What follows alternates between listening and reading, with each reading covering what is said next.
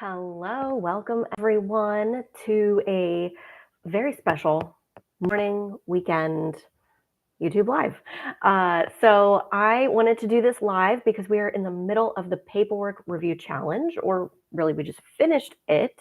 And there are a bunch of other challenge tasks that I used to have as part of the challenge that I took out so that it was a little bit more quick and easy to complete. But this one I think is really important. So we're going to go through a bonus challenge that you can do to improve your paperwork. If you don't know who I am, I'm Dr. Maelisa McCaffrey, author of Stress-Free Documentation, that book right over there, and founder of QA Prep. And so one of the things we do is every January do this paperwork review challenge where we talk about how do you do an annual review of your paperwork? Because even if you haven't changed any significant policies or no major laws have changed, there's all kinds of things that you can continually review with your paperwork. And we are capitalizing on that January energy to do this now as a quick check-in. So I don't believe that this has to be a major revamp. It doesn't need to take hours. It's not something you need to do constantly. But if you schedule just 15 minutes a day, that's the goal of the paperwork review challenge. So what we have done so far is things like review your intake forms and identify what items might be missing through a checklist that I gave you. And there should be a link below here to join the paperwork review challenge. Even though it has officially ended, you can still join and you will get links to all of those challenge tasks. So you can do this anytime. So what have we done? We've looked through your intake paperwork. We've looked through how you feel about documentation and how that might be influencing how well it gets done, whether or not it gets done, etc.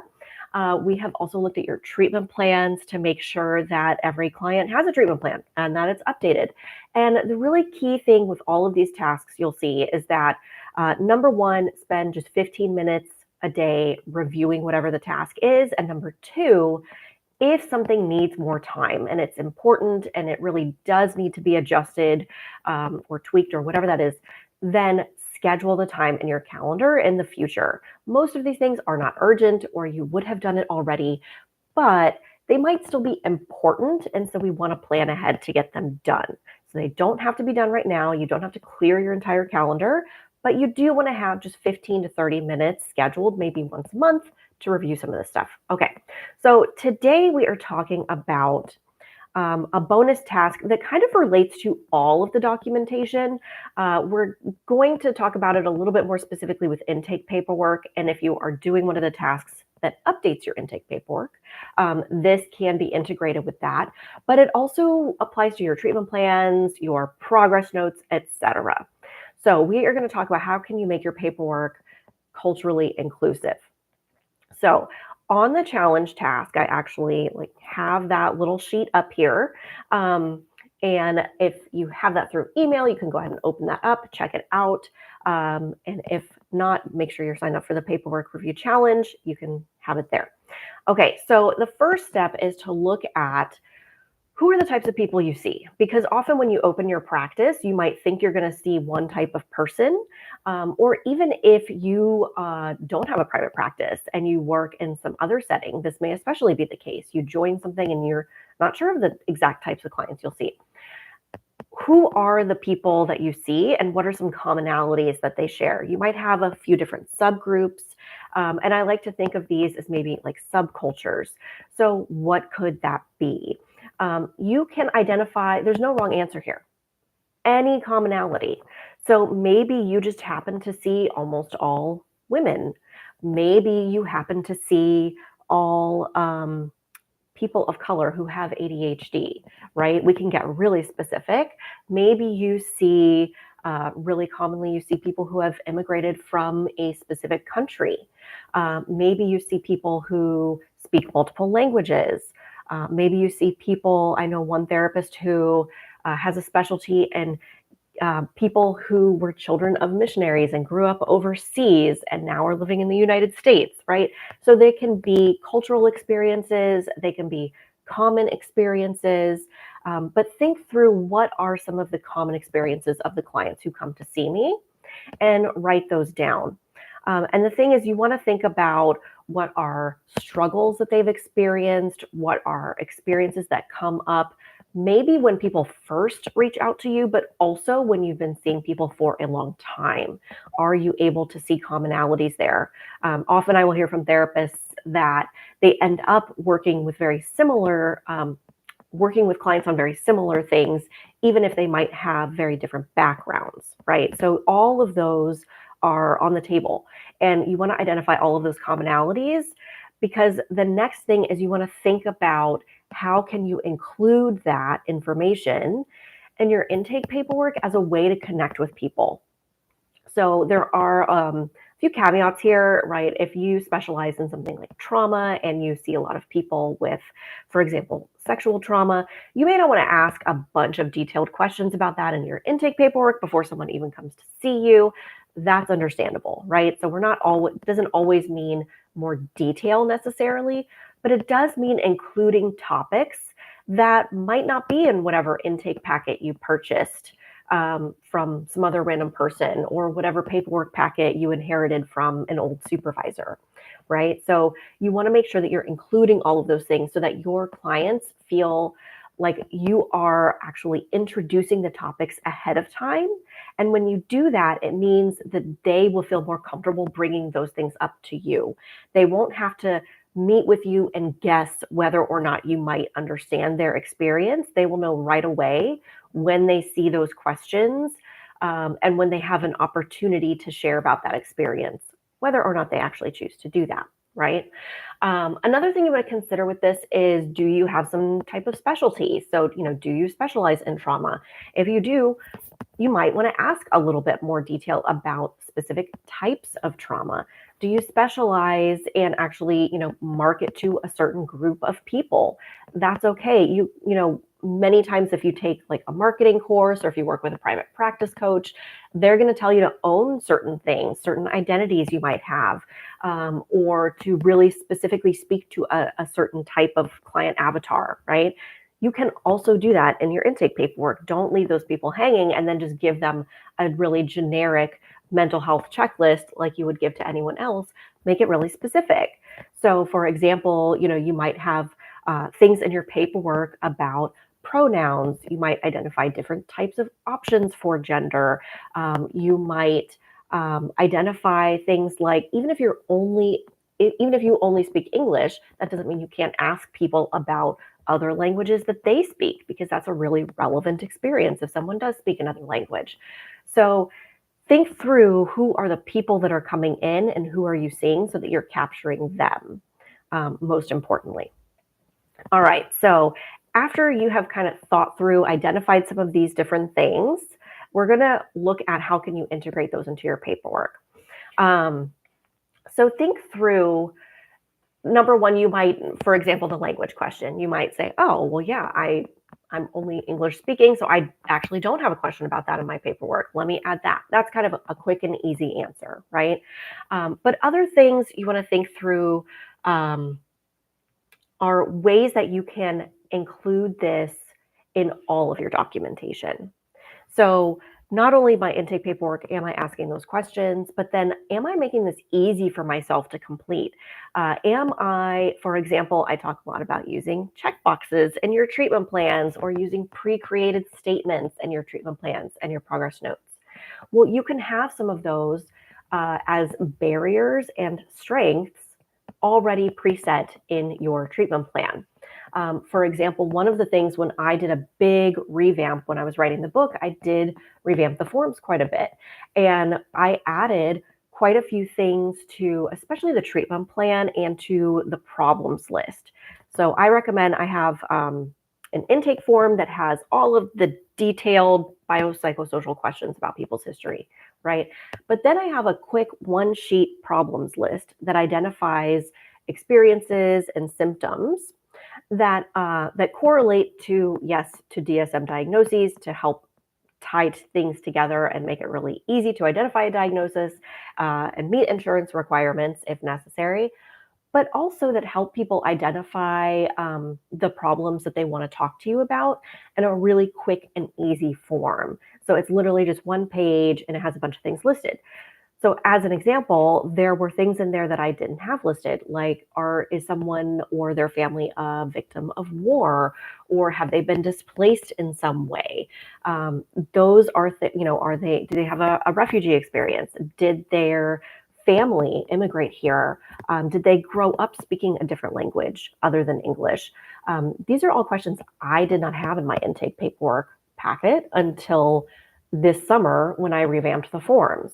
So, I would encourage you try to do that sooner than I did. That was years and years that I had this intake packet without questions like that.